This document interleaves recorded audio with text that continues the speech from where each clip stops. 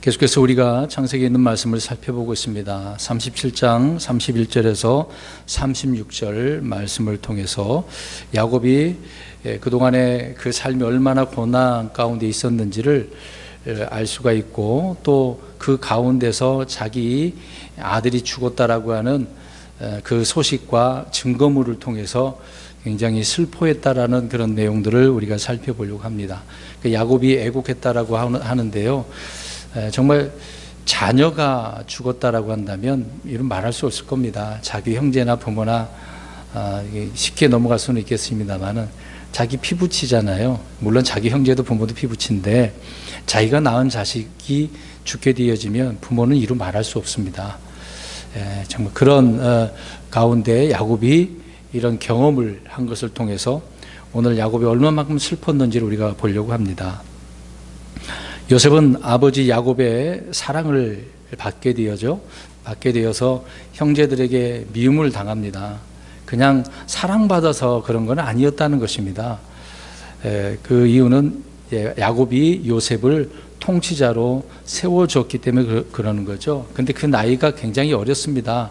좀 성숙한 가운데 좀 연단도 받고 그런 훈련을 통해서 어느 정도 좀 나이가 차서 그랬으면 모르겠습니다만은 너무 어린 나이에 다 맡겨줬기 때문에 더 형들에 의해서 분노와 미움을 받지 않았는가, 그렇게 또한 우리가 생각해 보는 거죠. 그래서 17세에 형제들을 감독하는 주가 된 것입니다. 상속자가 된 것이고, 그렇게 야곱은 세웠기 때문에요. 야곱은 요셉에게 그래서 채색 옷을 입히고 또 그를 계속해서 입게 함으로써 그 지위를, 신분을 높여주었다라는 것을 알 수가 있습니다. 높여준 거냐, 확증시켜 준 거잖아요. 봐라, 너희들의 주다, 이런 식으로 보여줬다는 것입니다. 그렇지만 형제들은 그게 싫었던 거죠. 자기들이 나이가 많고 어떻게 보면 자기들이 장자라고 생각할 수 있습니다. 루벤도 있고, 루벤이 아니면 그 다음 시므온이, 레위, 유다도 있고, 그러니까 이제 순서가 있는데도 불구하고 이제 그들은 인정하지 않는 거죠. 이제 야곱이 택한 그런 것을 싫어하는 것을 보게 되어집니다. 아무튼 요셉은 아버지가 준 채색 옷을 입고 양들을 먹이는 형들을 돌아보기 위해서 이제 아버지 명령에 따라 가게 되었던 것입니다. 그래서 우리가 지난 시간에 살펴보았습니다마는 헤브론 골짜기에서 있다가 세겜으로 갔는데 세겜이 없었단 말입니다. 그래서 사람에게 물어봐서 거기서 이제 도단이 있는 줄 알고 도단으로 형들을 찾아서 갔다라고 우리가 지난주에 살펴보지 않았습니까? 그리고 또 요셉이 예수 그리스도를 예표하는 그런 말씀들을 우리가 그렇게 살펴보았습니다. 아무튼 요셉은 양들을 치는 형들에게 가면서 계속해서 채색 옷을 입고 있었다는 거죠. 그래서 형들이 보자마자 무엇부터 했습니까? 미리 멀리서 다 알아보고 죽이려고 했던 계획을 짰지만 만나자마자 어떻게 했어요? 옷부터 벗겼단 말입니다. 채색 옷을 벗겼다는 이야기죠. 그 이유는 인정하지 않았다는 겁니다. 그 자기들의 이제 주가 되어지고 상속자가 되는 것을 싫어했다는 것을 알 수가 있었던 거죠. 아무튼 평소에 항상 요셉은 채색 옷을 입고 다녔다는 것을 알 수가 있겠죠. 일상복이었다고 생각하면 되겠습니다. 근데 좀 불편하지 않았을까요? 항상 그것만 입고 다니면은. 그래도 어찌 되었든지 그 위치를 말해주고 있었다는 것입니다. 네, 그 당시에 야곱은 족장이라고 할 수가 있습니다. 아브라함도 족장이었고 이삭도 족장이었고 야곱도 마찬가지죠. 그러나 우리가 저번에 살펴본 것처럼 씨름하다가 그 이스라엘이라고 하는 이름을 주면서 너가 어떤 사람이라고 이야기합니까? 이스라엘을 어떠한 자라고 이야기하죠?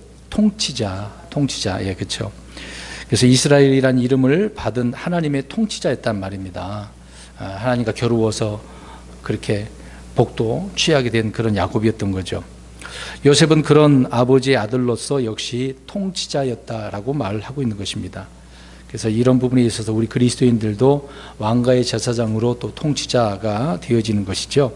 우린 그리스도의 대사이기도 하고, 장차 지난 일요일 날에 말씀드린 것처럼 우리는 천년 왕국 때에 5도시, 10도시를 받아서 상속받은 자들, 상급을 받은 자들은 통치하게 되어진다라고 말씀을 드렸습니다. 그럼 이런 면에 있어서 이제 요셉이 입었던 옷을 잠깐 우리가 한번 생각해 보았으면 좋겠습니다. 그러면 그런 옷을 우리 그리스도인들에게 무엇을 주님께서 입혀주셨다고 말씀드렸습니까? 뭐 흰 옷. 앞으로 입혀주실 옷은 흰 옷이 되겠죠. 네. 우리에게 입으라고 하신 그 옷이 무엇인가? 성경 구절만 잠깐 나열하고 간단하게 말씀드리겠습니다. 로마서 13장 12절에서 14절, 갈라디아서 3장 17절, 에베소 4장 24절, 골로새서 3장 10절, 베드로전서 5장 5절에 성도들이 입어야 될 그 옷이 무엇인지를 이야기해 주고 있습니다. 주께서 입혀 주셨는데 누구나 이 옷을 입으라고 말씀을 하고 있는 것이죠. 어떤 옷입니까? 그리스도의 옷이라고 하죠. 그리스도의 옷, 또 새롭게 창조된 새 사람을 입으라라고 이야기를 하고 있습니다. 장차 우리가 입는 옷은 흰 옷이죠. 또 이스라엘 백성들에게는 의의 옷, 구원의 옷, 그런 말씀들을 하는 부분도 있었습니다. 아무튼 우리는 새 사람을 그리스도를 통해서 입는 것. 예수 믿기만 하면 신분이 완전히 달라집니다. 지금 현재는 내 몸은 그대로인데 약속의 말씀 따라 그 신분이 달라지는 거죠. 하나님께서 보실 때는 그렇단 말입니다. 아무튼 그리스도인이 입어야 될 옷은 그리스도로 옷 입고 새롭게 창조된 새 사람으로 옷 입는 것을 말하고 있는 거죠. 이제 그게 달라요. 그러니까 그렇게 입은 우리들이 나중에 통치자가 되어지는 건 아니겠습니까? 그러니까 주님께서 뭔 입혀줬다, 옷을 입혀줬다, 귀한 의미라고 생각하시면 되겠습니다. 한 절씩 우리 보겠습니다. 31절. 그들이 요셉의 옷을 취하고 염소 새끼를 죽여 그 옷을 피로 적시고는, 이렇게 말씀을 하고 있네요. 말씀드린 것처럼 형제들이 요셉을 팔 때 먼저 옷을 벗겨 놓았죠. 그런 상태에서 이제 요셉을 팔아버렸고, 근데 이제 요셉이 죽었으니까 아버지에게 이걸 알려줘야 되잖아요. 그냥 없어졌다고 하면 또 그렇고, 그러니까 아예 죽었다라고 표시를 보여줘야 되니까, 그러니까 아버지 단련시키기 위해서 이들의 행위들을 한번 보시기 바랍니다. 그러니까 이들은 가장 먼저 할 일이 옷을 벗기고 또 이것을 숨기기 위해서 어떻게 하는지 그 내용들을 한번 보시면 좋을 것 같습니다. 옷을 벗긴다라고 하는 것은 이제 그 옷을 입고 있는 사람의 어떤 자격이나 직무나 신분을 박탈시키는 거거든요. 일부러 막 벗겨버리잖아요. 그런 의미로 보시면 되겠습니다. 누구의 옷을 벗긴다라고 하는 것은 바로 그런 의미인 것이죠. 뭐 어떤 것을 해제시켜버리고 쫓아낼 때 그렇다는 것입니다. 요셉의 형제들은 요셉이 그래서 도착하자마자 채색 옷을 벗기고 물 없는 구덩이에 던져 넣고 그것을 가리기 위해서 짐승의 피를 바르게 되어집니다. 그런데 어떤 피를 바르고 있죠? 염소 새끼를 죽임으로 인해서 자기들의 죄를 가리려고 하네요. 자기들의 죄를 가리기 위해서. 그러니까 항상 죄를 가리려면 어떤 것이 죽어야 돼. 희생물이 필요한 거죠. 이때는 뭐 율법 시대는 아니었습니다만은 아무튼 그런 죄에 연관된 것을 보면 꼭 죽음이라는 것이 있어요. 누군가는 죽어요. 이제 그런 것을 여기서 이제 보게 되어지는데, 아무튼 짐승의 피로 자신들의 죄를 그들이 가리고 숨겼다라는 것을 보게 되어집니다. 그래서 죄인들의 죄를 가리는 유일한 방법이 이런 부분이 되는 것이죠. 요셉을 판 그들의 죄는 금방 드러날 수밖에 없지 않겠습니까? 만약에 드러나면 자기 아버지 야곱이 어떻게 하겠습니까? 복과 저주를 줄 수 있는 사람이기 때문에 저주받는 거죠. 그들은 이제 야곱도 복을 좋아했던 사람인데, 근데 그 입을 통해서 저주하면 그대로 되지 않겠습니까?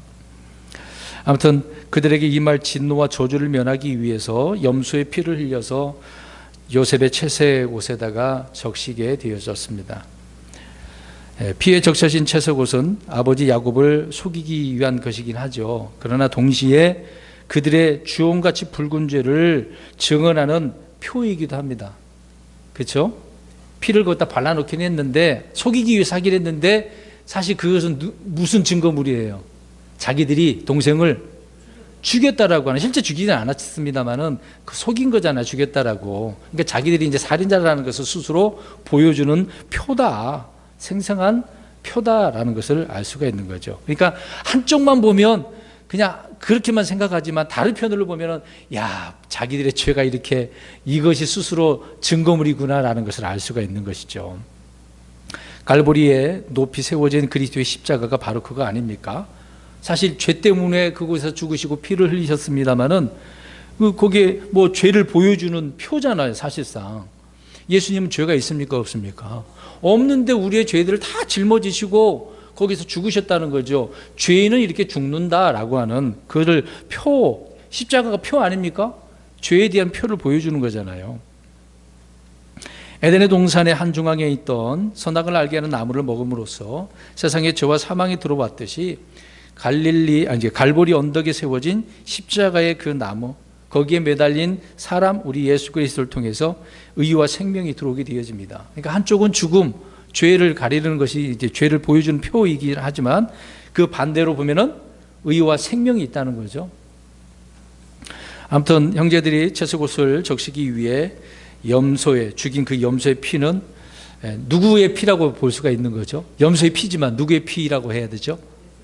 아니 그 당 요셉 피가 되는 거죠. 그래서 그들은 요셉을 물론 죽이는 대신에 팔았습니다마는 옷을 피에 적심으로써 그의 죽음을 선포를 하고 야곱에게 이것을 알게 되어지죠. 자, 다음 32절을 보겠습니다. 그 채석옷을 보내어 자기들의 아버지에게로 가지고 가서 이르기를 우리가 이것을 발견하였으니 이는 이제 그것이 아버지의 아들의 옷인지 아닌지 알아보소서 하네. 참 이 장면을 보니까 웃기지 않습니까? 어떻게 이럴 수가 있어요? 맞아요, 아버지, 이거 확인해 보세요. 감정을 보라는 얘기잖아요.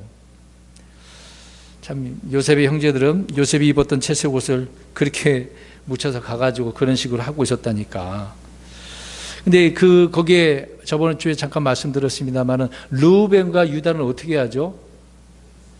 죽이는 것을 반대를 하고 유다 같은 경우는 어떻게 하자고 그랬습니까? 너희를 팔아버리자. 그랬던 사람 아닙니까? 그랬는데 같이 지금 어떻게 하고 있는 거예요? 동조를 해서 그러니까 11명의 그 아들들이 똑같이 이구동성으로 이렇게 아버지를 속이고 있는 이 장면을 한번 보세요. 이거 확인해 보세요, 아버지. 아닌 것처럼. 심장이 안 떨렸을까요? 얼굴이 진짜 철면피인가요? 어떻게 그럴 수 있을까요? 참 놀라운 것 같습니다, 형제들이요. 요셉의 형제들은 자신들의 죄를 감추고 아버지를 속이기 위해서 거짓말까지 합니다. 우리 다윗 생각해 보면 알잖아요. 속이다가 거짓말했다가 살인했습니다만 또 거짓말까지 하게 되어지지 않습니까? 죄인들은 이렇게 죄를 지은 후에 잘못을 시인해야 하네요. 안 합니다. 시인하거나 회개하는 대신에 오히려 죄를 숨겨요. 어떻게든 그 순간을 숨기려고 합니다. 다 들통나는데도 불구하고요. 죄를 숨기는 가장 효과적인 방법이 무엇이겠습니까? 거짓말이에요. 거짓말 많이 하는 사람 많지 않습니까? 요셉의 형제들은 요셉을 죽이고자 할 때 모두 한마음이 되어서 속이고 거짓말을 합니다. 요셉 옷을 빼앗고 구덩이에 던져 넣을 때도 한마음이었는데, 노예로 팔아버리자고 할 때도 한마음이었는데, 아버지를 속이고 또 이렇게 하기 위해서 거짓말이 또 한마음이었다는 거죠. 여러분, 보통 세 사람만 모여도 서로 뜻을 같이 하나로 이렇게 만들기가 어렵지 않습니까? 다 사람마다 생각이 다르기 때문에요. 교회에서도 그러지 않아요. 사람이 많으면 다 그거를 조율을 해가지고 하나로 일치시키기 위해 얼마나 어렵겠습니까? 근데 11명이잖아요. 다투거나 이게 요셉을 죽이는 데 있어서 다툽니까? 논쟁합니까? 그런 거 없어요. 희한하지 않나요? 우리 예수님 생각하시면 되겠습니다. 예수님을 죽일 때 바리새인들과 사두개인들은 서로 어떤 사람들이었어요? 파가 달라서 교리가 달라가지고 충돌됐어요. 근데 예수님 죽일 때는 하나가 됐어요. 또 빌라도와 헤롯이 원래 원수지간이라고 했습니다. 근데 예수님을 죽일 때는 친구가 됐다고 그랬습니다. 이런 거예요. 죄를 지을 때는 다 한 통속이라니까요. 이 세상은 민족과 민족, 나라와 나라 간에 서로 적대적입니다. 지금 우리나라하고 북한하고 어떻습니까? 한 민족인데 같이 사상도 이념이 다르기 때문에 이거 합치기가 어렵죠. 지금 독일도 그렇잖아요. 이미 동서독으로 나눠졌다가 장벽이 무너져가지고 다 한 나라가 됐는데, 이번에 메르켈 총리가 마지막 설교래요. 메시지를 전하면서 아직 다 완성 안 됐다고 하잖아요. 제가 이번에 기사를 봤거든요. 아직 동독하고 서독가 그게 아직 남아있대요. 사상 이념 자체가 안 고쳐진 겁니다. 해결이 안 된 거예요. 지금 30년 넘었지 않습니까? 40년 됐나요? 진짜 오래됐는데. 그럼 우리 한국하고 북한하고 통일된다면 어떨까요? 안 됩니다. 이념이 다르기 때문에요. 힘들어요. 말로는 통일하지만 그게 안 돼요. 제가 무엇을 이야기하려면은 민족과 민족, 나라와 나라가 이런 면에서는 서로 다른데, 자, 사람을 죽일 때는, 우리 예수님을 죽일 때는 어떻게 된다고요? 한 통속이 됩니다. 나중에 7년 대환란, 이제 7년 끝부분에, 후삼전만 끝부분에 많은 나라들이 다 모입니다. 이스라엘 백성들을 죽이기 위해서 한 통속이에요. 또 나중에 천년이 지난 다음에 사탄이 풀렸을 때도 온 나라 사람 다 꿰갖고 모이잖아요. 곡간망고에 모여갖고 누구를 대적하려고 하죠? 그때는 예수님을요. 그때도 한 통속입니다. 꼭 누구를 죽일 때는 한 통속이 된다는 거죠. 그래서 이 세상은 세계 평화를 위해서가 아니라 성경을 우리가 그대로 보면 주를 대적하기 위해서 하나가 되어집니다. 앞으로 그래요. 통일, 그리고 평화 아닙니다. 다 그거는 성경에 나왔잖아요. 적그리스도가 평화 이야기 한다고요. 누구를 대적하려고? 이스라엘과 우리 주님을 대적하기 위해서 그 하나가 되려고 하는 것입니다. 그래서 거기에 동조하면 안 돼요. 피켓 들고 그리스도인들이 나가면 안 됩니다. 평화에는 항상 가리는 죄가 있기 때문에 그렇습니다. 주님이 아니고서는 안 됩니다. 그래서 우리는 이런 면을 볼 때 그리스도 안에서, 성령 안에서 하나가 되어야 되는 거죠. 우리 그리스도인들은 어떤 정치 때문에, 이념 때문에 하나가 돼서는 안 됩니다. 그건 잘못된 거죠. 오늘 본문으로 가서 요셉의 형제들은요, 피해 적신 요셉의 채석옷을 아버지 야곱에 가져와서, 우리가 이걸 발견했습니다. 아닌 척, 모르는 척 하죠. 아버지가 옷 맞아요? 아버지가 준 거니까요. 확인해 보라는 거잖아요. 참 못됐어요. 그러니까 이걸 보면은요, 죄라고 하는 것은 세대가 계속 이렇게 내려가면 내려갈수록 다음 세대 가면 갈수록 어떻게 해요? 점점 줄어드는 게 아니라 자라납니다. 그래서 이 세상은 악한데 더 악한 거예요. 계속해서 악해집니다. 좋아지지 않는다고 성경은 이야기하고 있어요. 세상을 변화시킨다고요? 안 됩니다. 이 세상에 신이 있는데 그 신을 주님께서 심판을 하셔야 되잖아요. 근데 그러기 전에는 안 됩니다. 더 죄라고 하는 것이 자라나는 이 세대를 보게 되어지는 거죠. 그러니까 오히려 세상은 진화한다라고 하잖아요. 말도 그 자체도 다른 것이지만 아무튼 오히려 자라나는 것은 죄와 악과 불법이라는 것입니다. 선이 자라나지는 않습니다. 주님 안에 아니면 안 된다 그 얘기예요. 33절 보겠습니다. 아무튼 요셉의 형제들이 그랬다는 겁니다. 33절, 그가 그것을 알아보고 이르되 그것은 내 아들의 옷이라 악한 짐승이 그를 잡아먹었도다. 의심할 바 없이 요셉이 갈기갈기 찢겼도다 하며, 야곱이 자식들이 가져온 거 한눈에 알아봐요, 못 알아봐요? 알아봤습니다. 그 옷에 묻은 피가 염소의 피라는 사실도, 그 옷은 알아봤는데 피는 못 알아보네. 피는 못 알아봤어요. 좀 다르지 않을까요? 똑같나요? 저는 그런 잘 못 봐서 죽여본 적이 없어갖고 잘 모르겠습니다. 야곱의 아들들은 늙은 아버지를 이렇게 속이는데 염소의 피를 사용했고, 어떻게 보면 그들의 계획이 성공했어요. 완벽했어요. 아버지 지금 속이는 장면이 딱 드러났잖아요. 옷을 알아봤고 그 피가 이 악한 짐승이 내 자식을 죽였구나라고 하고 있는 거잖아요. 그렇게 판단하는 야곱을 봅니다. 참, 근데 여기서 보세요. 이제 그것은 내 아들의 옷이라고 했는데 이게 사람의 한계잖아요. 직접 눈으로 본다고 해서 그게 진리는 아니란 말입니다. 진짜는 아니라는 거죠. 그래서 우리는 보고 듣고 느끼는 대로 판단을 하는데, 근데 판단의 그 확실함은 어떻게 보면 정확하지 않는다는 것입니다. 여러분, 이삭을 한번 생각해 보세요. 이삭은 야곱의 손에 묻은 그 양털을 눈이 이제 잘 못 봤으니까 만져보면서 알아봐요, 못 알아봐요? 못 알아보고 그대로 하잖아요. 그래서 이제 야곱에게 속았지 않습니까? 네? 냄새도 맡아봤잖아요, 이삭이. 근데 에서가 긴가민가 한데 음성도 비슷한데 쌍둥이니까 비슷할 수밖에 없죠. 그냥 속아버린 거 아닙니까? 야곱이 한 말에 다 속았잖아요. 마찬가지로 야곱은 자신이 아버지를 속인 것 같은 방법으로 지금 어떻게 하고 있어요? 당하고 있는 거죠. 그런데 야곱은 말씀드린 것처럼 이삭처럼 눈이 멀었어요, 안 멀었어요? 안 멀었잖아요. 눈으로 직접 확인까지 했는데, 그러니까 자신의 눈으로 본 것으로 판단하고 속는다라는 것을 보게 되어집니다. 보고 듣고 만지고 느끼고 맛보고, 이게 그런 것이 진실이 아니에요. 이게 내가 체험했다 그러면 그게 꼭 진짜인 줄 알고 아니잖아요. 성경을 비춰서 보면 아닌데도 불구하고 내가 경험한 건 이건 틀림없어 그러잖아요. 이제 그건 좀 문제가 있는 것입니다. 야곱은 피에 적셔진 옷을 보고 마치 자신이 현장에 있었던 것처럼 악한 짐승이 그를 잡아먹었다라고 의심할 바 없이 요셉이 찢겨 죽었다라고 판단을 했던 것입니다.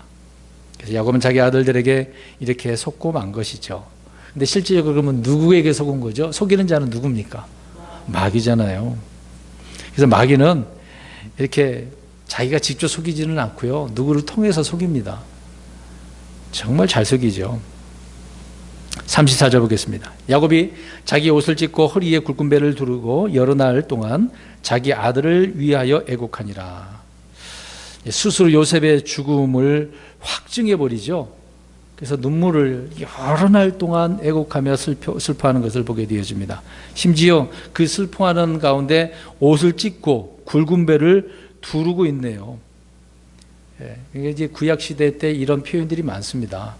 어떤 고통, 슬픔을 표현하는 그런 방법이잖아요. 사실 우리나라도 보면 유교 사상이 있습니다만은 부모가 죽으면 어떻게 합니까? 옷도 그렇게 슬퍼하고 아이고 하면서 그러잖아요. 일부러 눈물도 안 나오는데 또 눈물 흘릴 수 있는 사람들도 사가지고 하는 경우도 많고요. 아무튼 이런 극한 슬픔을 표현하는 방식으로 야곱이 요셉에 대한 슬픔을 애곡을 하고 있는 것을 보게 되어집니다. 어찌 보면 사랑하는 아내 라헬을 통해서 얻은 자식이잖아요. 정말 자기가 사랑해서 얻은, 레아도 필요 없고 첩들도 필요 없는 거잖아요.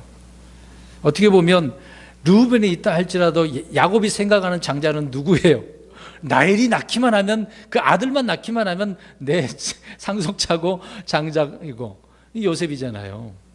그 요셉이 죽었다고 하니까 자기 눈으로 확증시켜 버렸으니 그렇게 슬픔을 표현하고 있는 것을 보게 되어집니다. 정말 충격이죠. 이미 사랑하는 아내도 죽었고 그 자식도 이렇게 죽게 되어지니까 엄청난 충격이잖아요. 다른 자식은 죽어도 이렇게 안 해줄 것 같아요. 그렇죠? 유독 요셉을 얼마나 사랑하는 것인지 우리가 알 수가 있죠.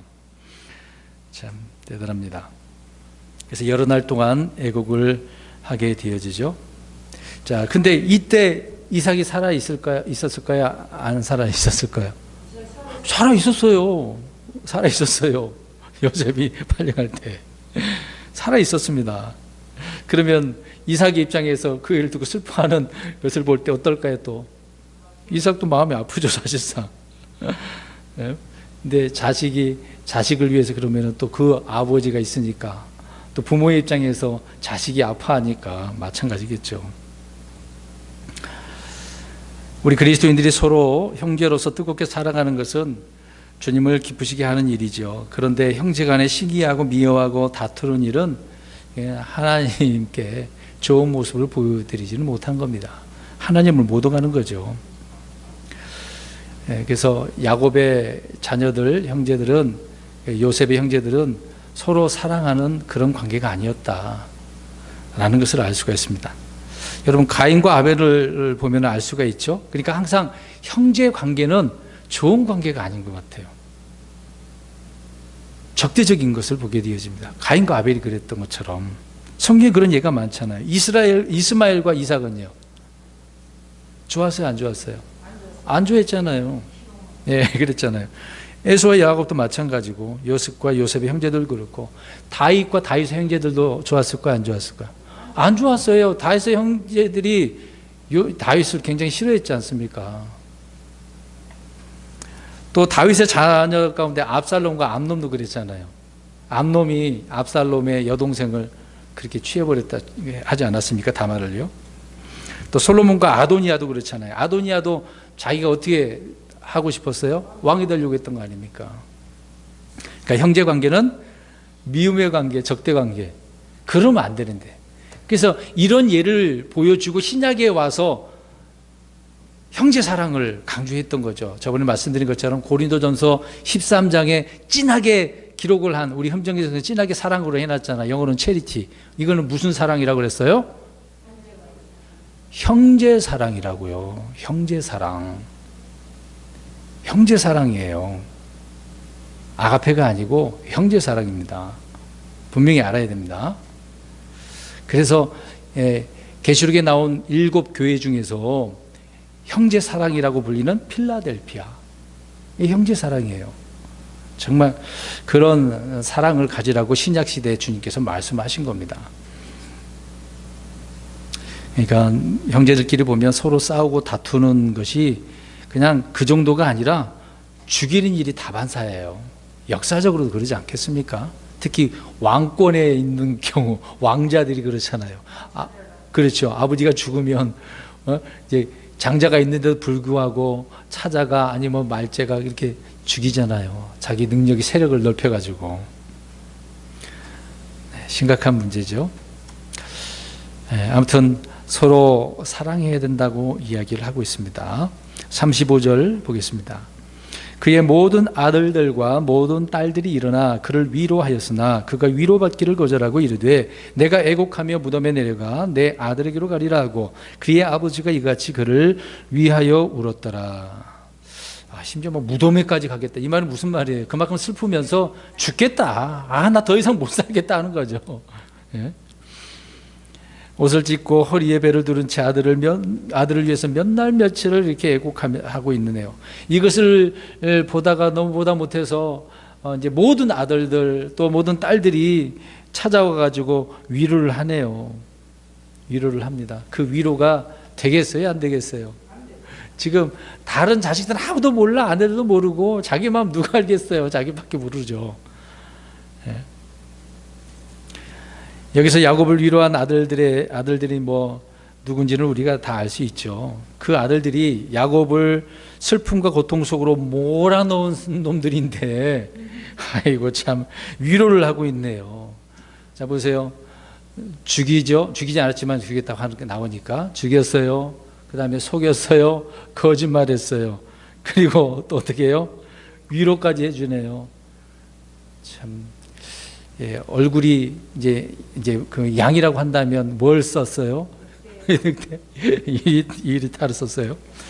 참 말도 안 되는 것입니다. 야곱을 울며 또 애곡하게 만든 장본인들이 위로를 하고 있습니다. 그들은 야곱에게 진실을 말하지도 않았고 이런 모습을 보면 찔려야 되는데 찔렸다는 것도 하나도 없잖아요. 회개하지도 않은 것입니다. 그들은 욥의 친구들보다 더 형편없는 위로자들이에요. 욥의 친구들이 욥을 위로한답시고 어떻게 합니까? 그렇죠. 비난하고 너가 죄 지은 것이 있어서 이렇게 된 거야. 이제 그렇게 여러 말들로 그냥 자기들의 지식들을 동원해 가지고 욥을 막 비난하잖아요. 위로한답시고 그랬단 말입니다. 이게 잘못된 위로잖아요. 여러분, 가해자가 피해자를 위로한다는 거 위로가 되냐고요? 가해자인데. 그래서 야곱은 위로받기를 거절합니다. 이 말은 야곱이 요셉을 위한 애곡을 그치지 않았다는 거죠. 정말로 슬펐다. 그 얘기를 하고 있는 겁니다.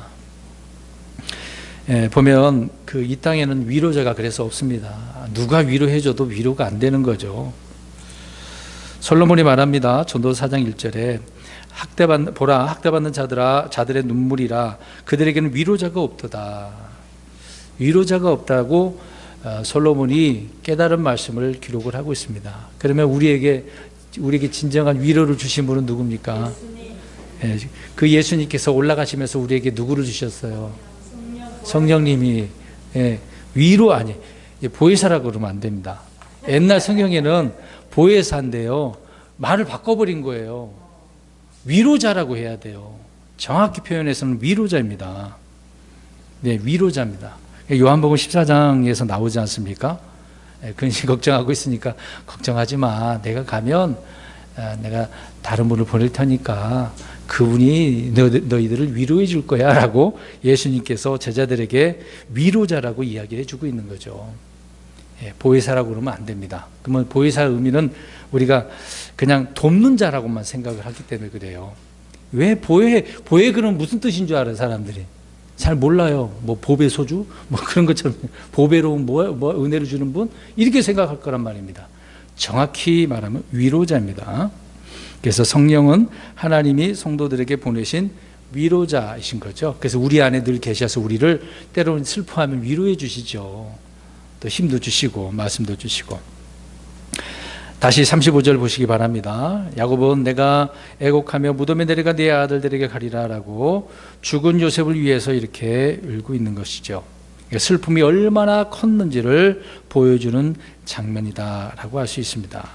뭐 다윗도 압살롬이 죽었을 때 그러지 않습니까? 정말 슬퍼했다라는 것을 알 수 있어요. 잘못했는데도 불구하고 그만큼 다윗도 압살롬을 사랑했던 것이죠. 여러분, 야곱이 흘린 눈물, 다윗이 흘린 눈물, 자식을 향한 이런 사랑으로 인해서 슬픔의 눈물을 흘리는 아버지의 그 눈물을 한번 생각해 보시기 바랍니다. 물론 아버지만 우나요. 어머니도 울죠. 야곱은 지금까지 자신이 원하던 것은 속여서라도 빼앗고 얻었던 그런 사람이었는데 오히려 자식들에게 속임을 받아서 오히려 빼앗기잖아요. 빼앗았는데 빼앗기잖아요. 그렇죠? 가장 사랑한 걸 빼앗겼잖아요. 아내를 죽음을 통해서 빼앗겼고 또 죽음을 통해서 사랑하는 자녀 요셉을 빼앗기게 되지 않습니까? 늙어서 이렇게 자신의 소중히 여기는 것을 빼앗기니까, 잃어버리니까 얼마나 슬펐겠습니까? 나중에 우리가 또 살펴볼 내용이지만 요셉이 팔려가서 형들이 가서 이제 곡식을 구호에 올려 가지 않습니까? 이제 요셉이 알고서 누구를 데려오라 그래요? 막대기 베냐민을. 그러니까 이 자식도 빼앗기면 안 되잖아요. 그 자식은 또 누가 낳은 자식인데? 라헬. 이제는 이제 베냐민을 바라볼 수밖에 없지 않겠습니까? 예? 그때도 마찬가지죠. 예? 남김없이 다 빼앗기고 잃어버리는, 사실상 가요 안 가요? 그렇죠. 베냐민도 갔잖아요. 그러니까 다 빼앗겨 버리는 거잖아요. 그러니까 자기가 사랑했던 것은 결국은 다 빼앗겨버리는 겁니다. 좀 내려놔야 됩니다. 하나님을 사랑하면 주시는데 하나님 말고 다른 거 사랑하면 하나님이 연단해서 빼앗아 가시는 것 같아요. 그래서 야곱의 눈물은 그 인생이 속에서 이제 녹아난 그런 것이 밖으로 나오는 눈물이 되는 것이죠. 그러니까 그만큼 하나님께서 야곱의 육신을 하나씩 허물어 가시면서 연단하시는 가운데 진정한 이스라엘로 만드시는 거죠. 이제 야곱이 아니라 누구로? 이스라엘로요. 그런 사람으로 만드시는 거였던 거죠. 그러니까 어떻게 보면 야곱의 입장에서는 고통스러운 거예요. 그래서 인생이 이제 그 파라오 왕에 가가지고 내 인생이 정말 파란만장했습니다. 그런 고백을 하게 되어지죠.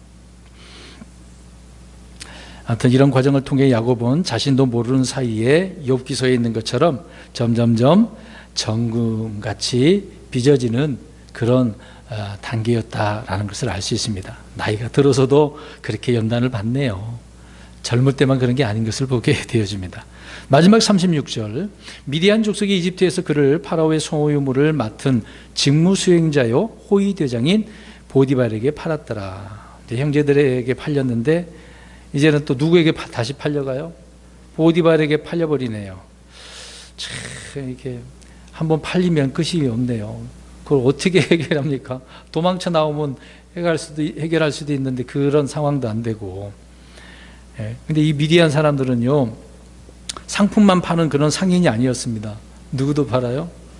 사람도 팔아요.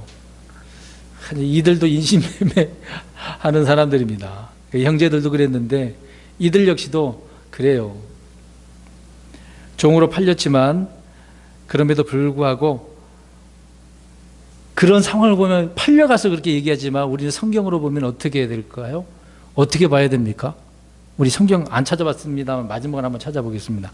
시편 105편 17절. 예, 팔려간 것처럼 보이지만 실질적으로는 그렇지 않아요. 결론적으로는 그냥 눈에 보이는 대로는 팔려가는 겁니다. 자, 105편 17절에 시작. 그분께서 한 사람을 그들보다 앞서 보내셨으니 곧 요셉이라. 그가 종으로 팔렸도다. 종으로 팔긴 팔렸는데 하나님께서 어떻게 하신 거래요? 앞서 보낸 거다라고 이야기합니다. 이스라엘을 위해서 보낸 거잖아요. 큰 민족을 이루기 위해서 하나님의 계획이었던 거죠. 그러니까 하나님이 보는 관점하고 사람이 보는 관점하고 다르다. 이걸 또 우리가 알아야 됩니다. 그러니까 한 장면만 보고 그게 다다라고 보면 안 됩니다. 항상 하나님의 뜻이 무엇인가를 분별해야 내야 되겠죠.